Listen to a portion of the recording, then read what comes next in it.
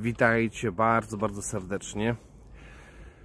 Dzisiaj, w dzisiejszym vlogu zajmiemy się tematem różnicy między hatte i hätte. Zapraszam. Mając lekcję z Wami, sygnalizujecie mi ten problem, że ten czasownik, te formy czasownika, już myślałem o czasowniku haben, bo to jest czasownik haben, ich ojcem jest haben, a ma formy właśnie hatte, hätte, oczywiście jeszcze habe się gdzieś tam pojawia. Bardzo chętnie bym Wam to wyjaśnił i to teraz zrobię. Słuchajcie, działa to tak. Mamy czasownik haben, mieć. Czasownik haben, patrząc gramatycznie, z akusatywem, to jest ważne. Z akusatywem, czyli jeżeli macie coś, co ma rodzajnik der, to jest ważne, to jak się pojawia haben, to jest albo den, albo einen. Przykład jest der Hund. Der Hund, pies. Czyli mam psa, ich habe einen Hund.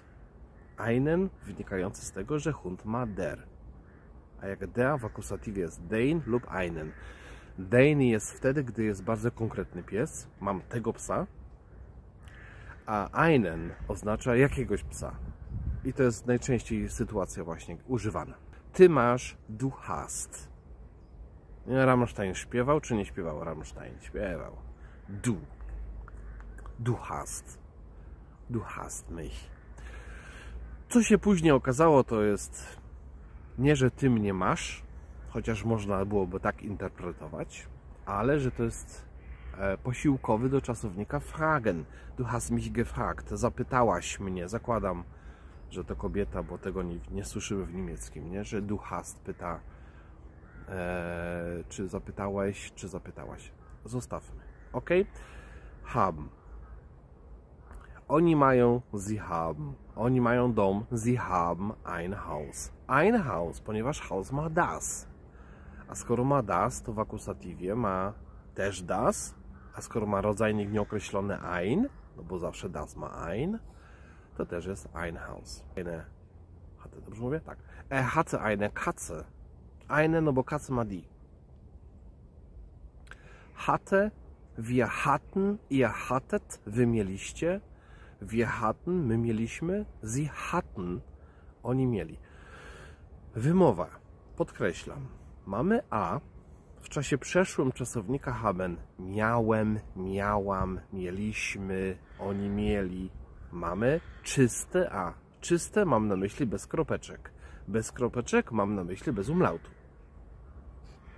To jest wyrażenie czasu przeszłego. Natomiast hätte to jest sytuacja w trybie przypuszczającym i to oznacza dosłownie miałbym. Ale problem dla nas, Polaków, jest z tym, że my, jak poznajemy czasownik haben i widzimy, że ma hatte, hätte, miałbym, i widzimy zdanie z hätte, to go nie rozumiemy, bo go dosłownie tłumaczymy. Idziecie do kawiarni i zamawiacie kawę i mówicie tak. I to jest, słuchajcie, sytuacja najczęściej generująca pytania wasze do mnie o to hätte. To znaczy słyszycie tą wersję i mówicie, ale o co tu chodzi?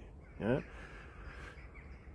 Ich hätte gern, bo słowo gern, chętnie, bardzo chętnie, nomen omen, pojawia się w obecności czasownika hätte. Ich hätte gerne einen Kaffee. Ich hätte gerne. Gern, gerne. Obydwie formy są dobre. Czy jest czy tego nie ma. I słuchajcie teraz, o co kaman. To zdanie oznacza dosłownie miałbym chętnie kawę. I jak to słyszymy po polsku, to nam uszy mówią, rozum nam podpowiada, coś tu nie gra, coś tu się nie klei. No co to znaczy miałbym chętnie? Słuchajcie, metrum, co ja gram? Sedno tego tematu jest takie, że skoro mówię ich hätte gerne, to znaczy, że ja ostatecznie chcę to mieć. Że ja tą kawę chcę haben. Czyli ich möchte einen Kaffee haben. Chciałbym kawę mieć. Nie? To pytanie też jest dobre. Ale Niemcy używają ich hätte gern. Czyli chętnie miałbym kawę, to znaczy chcę ją mieć, kupić, zamówić. I dlatego hätte gerne używa się, bardzo ważne, do życzeń, do oczekiwań i hätte dotyczy rzeczowników. Ja to powtórzę. Hätte dotyczy rzeczowników, czyli po hätte gerne może się pojawić tylko i wyłącznie rzeczownik. Czyli słowa, które mają der, die, das. To, co lubicie najbardziej. Dlatego mówicie ich hätte gerne einen Kaffee, ich hätte gerne einen Tee, ich hätte gerne eine Pizza, ich hätte gerne eine... O, tu nie wiem, lasagne, jaki ma rodzajnik. Podejrzewam, że das, ale kurde, skorygujcie mnie. Bo teraz wymyśliłem przykład, a nie chcę... Dobra, sam muszę to wiedzieć, nie? Ale zwątpiłem teraz, czy lasagna ma das, czy jakiś inny rodzajnik. Życzenie. I po hätte jest tylko i wyłącznie rzeczownik. To znaczy nie może być czasownika. Uwaga, powiem błąd. Uwaga, powiem błędne zdanie. Ich hätte gerne trinken. Nie ma. Nawet nie powinienem tego mówić. Powiedziałem, ale nie zrobiłem napisów, żeby wam w głowie nie weszło. Do głowy nie weszło. Nie? Ich hätte gern łączy się tylko z rzeczownikiem. Tylko jest taka sytuacja, że jest rzeczownik. Ich hätte gerne na przykład szklankę wody. Ich hätte gerne ein Glas Wasser. Ich hätte gern ein Glas. No bo glas ma das, w akusatywie ma też das, rodzajnik ein, w akusatywie też ma ein. Jeszcze kilka przykładów z hätte. Jest taki zwrot nichts dagegen haben. Nie mieć nic przeciwko czemuś. Temu dosłownie. I teraz jest takie coś. Ja nie miałbym nic przeciwko temu, bo ktoś złożył mi propozycję, że pojedzie z moją córką gdzieś i mnie pytał o pozwolenie. I wtedy ja mówię, mógłbym powiedzieć, ja nie miałbym nic przeciwko, gdybyś coś tam spełnił jakiś warunek, nie? Ich hätte nichts dagegen. Ja nie miałbym nic przeciwko temu. Nawet tam nie musi być w tym zdaniu jakieś dokończenie wenn, tylko tam mogłaby być postawiona kropka. Zgodziłbyś się, gdybym zrobił to i to, pojechał tu i tu? Ich hätte nichts dagegen. Nawet jak dziecko mnie pyta, nie? Czy mógłbym pojechać, zrobić to i to? Ich hätte nichts. Nie miałbym. Można byłoby powiedzieć ich habe nichts dagegen. Ja nie mam nic przeciwko temu. Zdanie orzekające, czas przeszły. Czas teraźniejszy. Co ja gadam?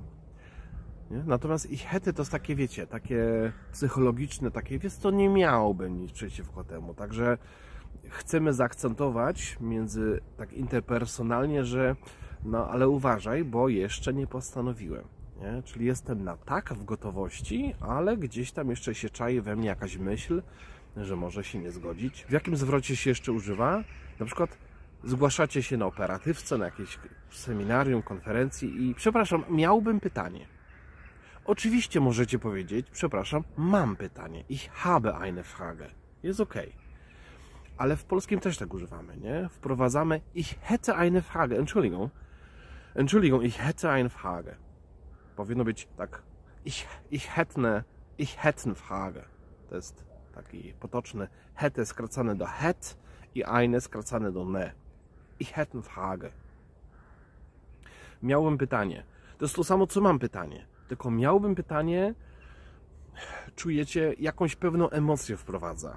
Nie? Że takie miałbym pytanie, niby takie delikatne, ale to pytanie ma tam tego człowieka przygnieść do krzesła, go zmieść stamtąd, ale delikatnie zapowiadam pytanie. Też może być ich hätte eine Bitte. Miałbym prośbę. Nie? Czyli też możecie powiedzieć ich habe eine Bitte. Mam prośbę. Ale hätte eine Bitte miałbym, to wiecie, jest takie mniej inwazyjne, że chcę coś zaakcentować, że mam pytanie, ale takie prośbę, przepraszam. Ich hätte eine Bitte, mam prośbę, sugerując, że to prośba nie jest duża, że jest do spełnienia, że jest do realizacji. Hatte, wracając, to są rzeczy, które opowiadają o tym, co było. Przeszłość. Na przykład miałem kurs niemieckiego Ich hatte einen Deutschkurs, czy ich hätte einen Deutschkurs? Zabawa. Ich hatte einen Deutschkurs, mówi o faktach. Było, minęło. Tak? Miałem kurs.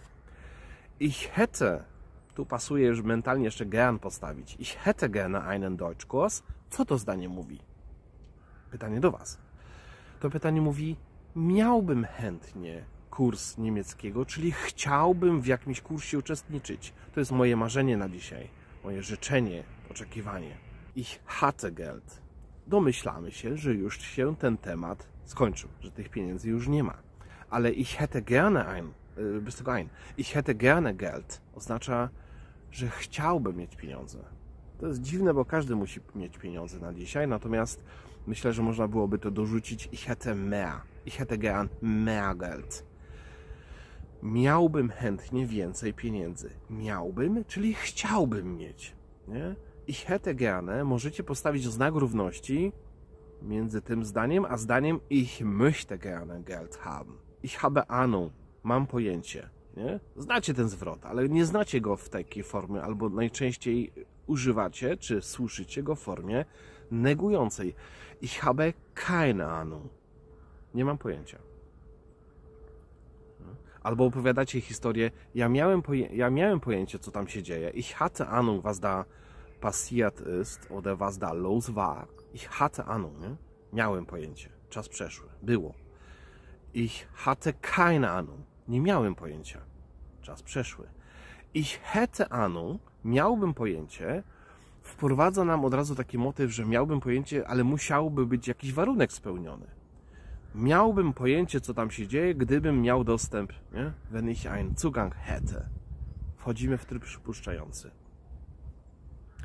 Zwrot, który też z haben się łączy, Langeweile haben. Langeweile haben, mieć nudę, nudzić się. Ich habe Langeweile, nudzę się. Ich hatte Langeweile, nudziłem się. Ich hätte Langeweile, miałbym nudę. I znowu się pojawia, że hätte musiałoby się w tym kontekście pojawić, gdybym jakiś warunek spełnił, nie? Że nudziłbym się, gdyby się coś tam działo, albo coś by się nie działo. Tak, ja to odczuwam, nie? Rzeczownik, który lubi haben, to jest Hunger. W sumie od niego powinienem zacząć, ale wyszło jak wyszło. Hunger haben, mieć głód. Nie? Czyli mam ich habe Hunger. Mam głód? Głodny jestem. Jestem głodny. Ich habe Hunger. Ich habe keinen Hunger. Dlaczego keinen? Ponieważ Hunger ma der. Ponieważ haben ma z akusatywem się łączy. Dlatego jest den lub einen lub keinen w negacji. Ich habe es eilig. To też jest zwrot, który musicie znać. A, musicie. Myślę, że warto. Spieszy mi się. Ich habe es eilig. Spieszy mi się. To jest zwrot, który tak właśnie nieprzetłumaczalny jest do jeden, nie? No bo ich habe es eilig. Mam to pośpieszne. Tak dosłownie, nie? Spieszy mi się. To jest to samo, co ich beeile mich. Możecie zestawić ze sobą znak równości. Ich beeile mich, spieszę się, to jest to samo, co ich habe es eilig. Recht haben, mieć rację. Du hast recht. Masz rację. Du hattest recht. Miałeś rację. Du hattest kein Recht. Nie miałeś racji. Wtedy, co opowiadałeś mi o tym. Nie? Ich hätte recht. Miałbym rację. Od razu wprowadza system, że musiałbym jakieś zdanie zbudować. Miałbym rację w jakich sytuacji? Pod jakim warunkiem miałbym sytuację? Miałbym rację. Ich habe Gelegenheit. Mam okazję. Ich habe eine Gelegenheit. Mam okazję. Ich hatte eine Gelegenheit. Miałem okazję coś zrobić. To jest zdanie, które może wprowadzić konstrukcję z zu. Miałem okazję ją poznać.